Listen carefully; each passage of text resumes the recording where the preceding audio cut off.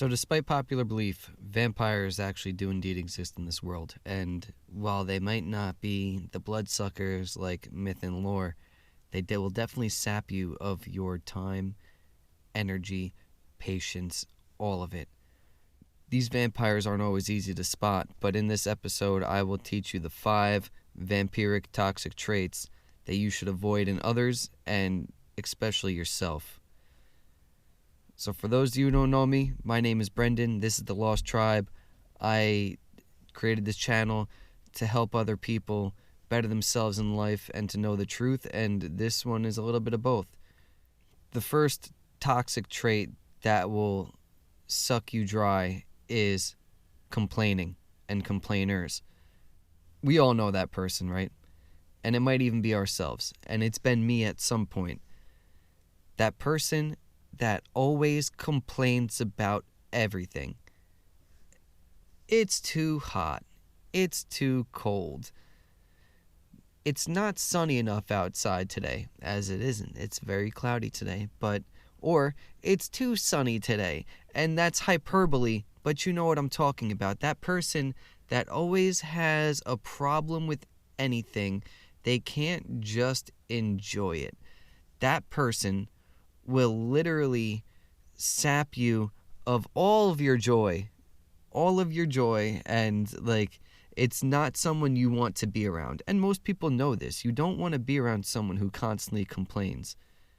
They never see the good in life, and if they do, it's just a habit for them to complain about anything. They just want to complain. So this is one trait to avoid in your life, and honestly, to avoid it yourself. And if you have that problem with yourself, and I'll do this with you, is just catch yourself. Anytime you catch yourself complaining, just stop. Stop. And it's going to be a process, but you will eventually get through it. And you will find that you will teach yourself not to complain. And ask yourself honestly, why are you complaining?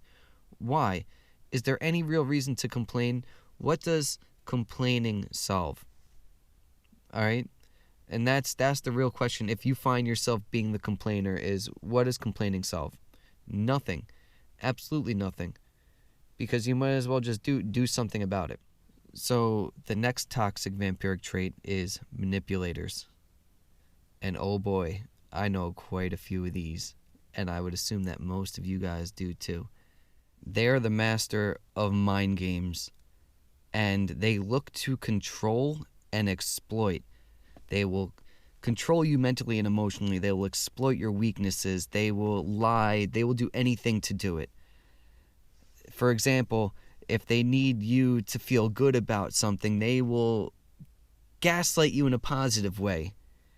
And they will do it, just be like, oh, playa, what's up, dude, yo, big dog, Top Gun, da-da-da, do that.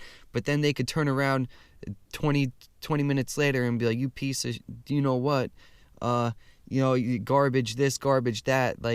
It's like the ultimate gaslighting, and they do it to gain control of you. I found one of the surefire ways to know you're dealing with a manipulator is to observe them in the wild. I've realized that, especially with all these traits, most people that exhibit them cannot shut them off. If you just watch someone and you see them doing it to someone else, and you could tell clearly, obviously, that they're doing it to someone else, they're definitely going to do it to you too. Because I've heard the phrase all the time, oh, you're different. You're my boy. I would never do that to you. If they say that is that's a huge red flag. I would never do that to you, even though you just saw them do it to so-and-so just before. Yeah, no, that's a red flag. That's a huge red flag. You boot scoot out of there, my guy. Just leave. And that's the reason why you want to avoid them, is because they will quite literally drain you of all your empathy, emotionally, physically, everything, just all your energy. They will destroy you because they will have your head going in circles for so long that you don't know what to do anymore. And that's how they break you down to the point where you stay in the trap. And that's the one big thing with manipulators, is you have to see it early on. If you don't see it early on, you're more and more likely to not get out of the trap, because they have a way of swooning people. That's what they do. That's exactly what they do.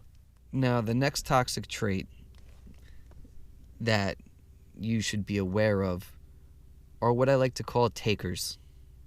Some people call them sponges, but takers will, as their name says, take. They just take. And in life is supposed to be a nice equal balance of give and take, especially in friendships. Is I give you something, like, and I'll help you out, you help me out. But takers are the kind where, you know, they'll ask for help, right? Just as an example, and you go give them help, and you help them out big time. But then, like, when you go to try to get help, they won't come.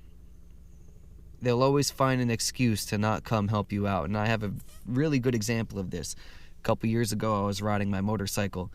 It was in the winter, just like how it is now. Like, and it was a warmer day out. But I ride it. I hadn't ridden it in a while, and it had some pretty cold temperatures, and the battery was older, so I get stuck at a railroad track and turn off the bike, right? Because the trains around here can go for minutes at a time. It's like, do you know what? Why waste the gas? Hindsight, dumb idea. Bike doesn't start back up because the battery died. I had to pull it to the side of the road, and my one now ex-friend, who I used to help him out all the time with everything. The one time I needed him the most, he had some BS excuse that he couldn't come. And at the time, I didn't think anything of it. You know, I was like, do you know what? It's valid. It's all right. It's just my luck. However, after I did live with him for a little bit too, and after like years of seeing it, I was like, yo, he just did not want to give me anything. He was too busy doing whatever else he was doing to even want to help me out, and wouldn't do it. And if he did help me out, it was for his own benefit. Like, just to even go back to that, I went on vacation when I was living with him. I needed something replaced on my motorcycle. He replaced it without me asking so he could ride it. Takers. All they want to do is have stuff for them. And that's a huge, like, there's a bunch of huge red flags in this example. Like, if it seems like that the relationship is heavily one-sided, where you're the one always giving and they're not always giving, then huge red flag. Gigantic red flag. One big one to look out for. The next one, number 4, crap talkers. And this plays back into other elements of the other ones before, like the manipulator. The best way to find out a crap talker is in the wild. If they're doing it to their other friends, there's no way that they're not doing it to you. And don't get me wrong, even with all these, in a sense, like with like complaining, crap talking, and just like taking in that sense, there, like I said, there is a balance. There's a balance of doing it. Sometimes someone just really annoys you, and you gotta complain about them to like your best friend or something like that, or talk crap about them. But if someone is constantly talking bad about other people, then that's a huge red flag, man. If they're doing that, then they're definitely doing that about you in the background. And if you do this, stop. There's no other thing for me to say. Just stop, because 1, bad habit. 2, this is one that a lot of people catch on to. This one should have been number 1 because it's just like the easiest, most simple one. If you see someone talking smack about someone else all the time, constantly, and just like not just one person, like multiple people, they'll always do it about other people, no one wants to be around that. No, and this one's an obvious one, so I don't even want to go on it any further. And number 5 is needy. needy people, if they, and this goes sort of back to takers, if they always need help, even with the simplest things, they're always calling you to do something, everything.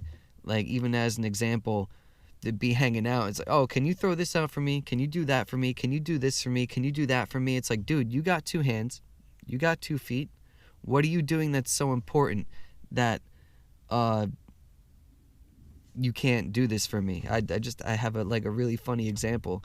Went to go help a friend out, go do something, and needed to make a phone call, and he tells me to call them, right?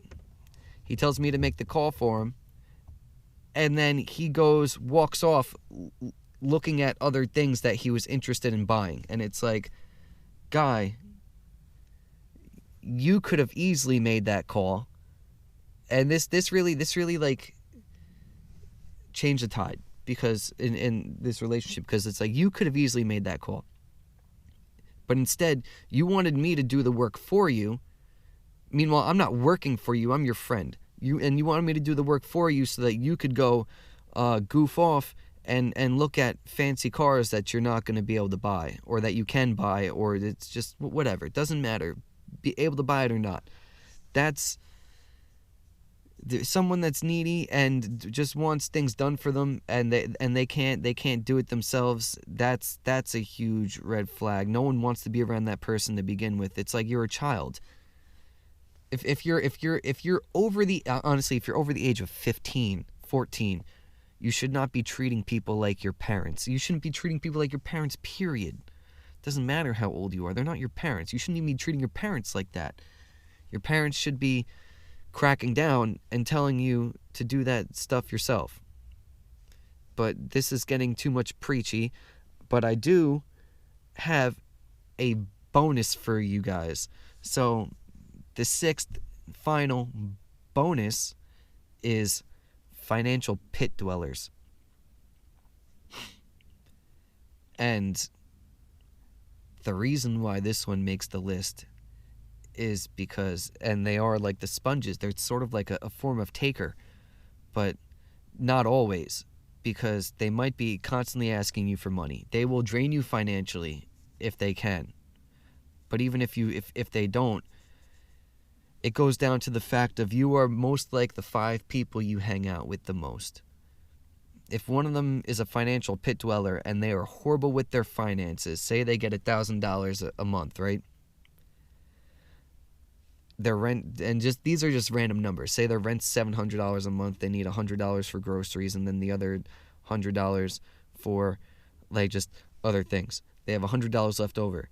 Financial pit dweller will put themselves in a financial hole constantly by spending $300, $400 extra in spending a month than they have. And then they're constantly borrowing off of people, and they're borrowing from someone to pay you back, so then they'll borrow from you again to pay them back, and then they'll just keep on borrowing, and they'll just rack up a huge, massive debt. And it's just, it's frustrating. You should avoid people like this, because it's frustrating, especially at my age, I'm not going to lie, being in their 30s. How are you not financially together? And like that, don't get me wrong. I know people don't have as much money as they should. We are getting screwed over in a bunch of other ways, and that's a story for a different time. And if you want me to go over that, I will. But you should be liable for your own finances and not need help. You should be able to say, okay, at least budget. And like I said, not everyone has enough money to do everything they want, and that's okay. But don't put yourself in a financial pit, and I honestly, I hate to say, this is most of the United States at this point. Like, you see me in my luxurious 98 Toyota Corolla. You know why I have this thing? Because it costs $500 for me to buy, and it costs me less than $1,000 a year to insure.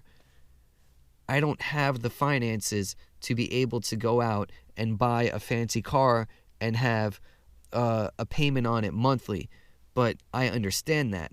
And there are people who understand that about themselves.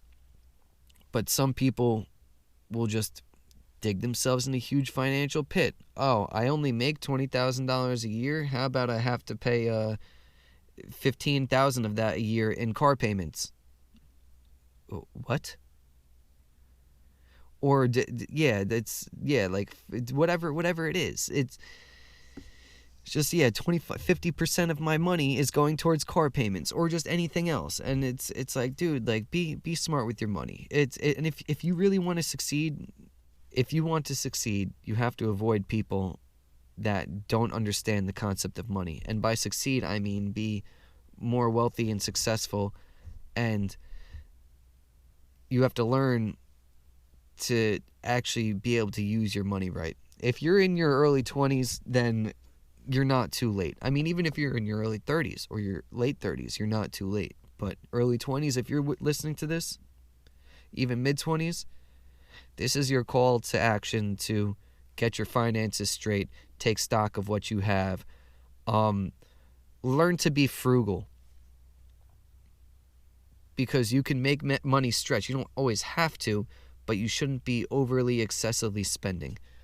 But on that note, guys, I've been spending way too much time here. If you enjoyed this content and it helped you, please hit that like button. Leave a comment if you want me to change how I present, or if you have any ideas for videos that you want me to do. Hit that subscribe button if you enjoyed it, especially because you will be able to get more content like this, and share it if you think someone would actually be helped by this message. But on that note, guys, my name is Brendan. This is the Lost Tribe. Peace out, fam.